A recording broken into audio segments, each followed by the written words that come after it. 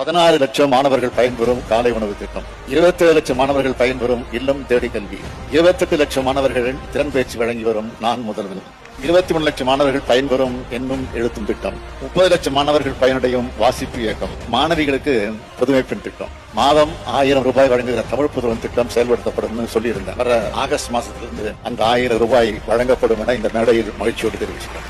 நிதி நெருக்கடி எத்தனை இருந்தாலும் கல்வித்துறையில நிறைய புது புது திட்டங்களை ஆரம்பிக்கிறோம்னா உங்களுக்காகத்தான். மத்த எல்லாத்தையும் நான் பாத்துக்கிறேன். பதிலுக்கு மாணவரான உங்களை நான் கேட்டுக்க ஒண்ணுதான், படிங்க படிங்க படிச்சுக்கிட்டே இருங்க. மாணவ செல்வங்களாக இருக்கக்கூடிய நீங்க படிக்க சமூகமோ பொருளாதாரமோ அரசியல் சூழ்நிலையோ எதுவும் தடையாக இருக்கக்கூடாது. அதுதான் என்னுடைய எண்ணம். அதுதான் இந்த திராவிட மாடல் ஆட்சியினுடைய கொள்கை. படிக்காமலும் பெரியார் ஆகலாம்னு யாரோ 1-2 பேரை பார்த்து தவறான பாதையில செல்லாம கல்விதான் உண்மையான பெருமையான அடையாளம் புரிஞ்சுக்கணும். கல்வி இருந்தா மத்த எல்லாம் தானா வரும். நீங்க எல்லோரும் உலகை வெல்லும் ஆற்றலை பெற்று பகுத்தறிவோடு செயல்பட தமிழ்நாட்டின் முதலமைச்சராக